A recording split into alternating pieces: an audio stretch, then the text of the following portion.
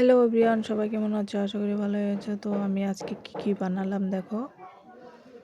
আজকে বানালাম হচ্ছে মাংস। কয়েকদিন পরে আবার আনা হলো।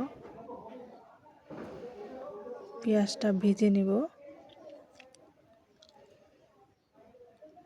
ভেজে নিয়ে একটু লাল লাল করব পেঁয়াজটা ভাজা হয়ে গেছে। এখন মাংস দিয়ে কষাবো। মাংস কষাচ্ছি, কষিয়ে নিব।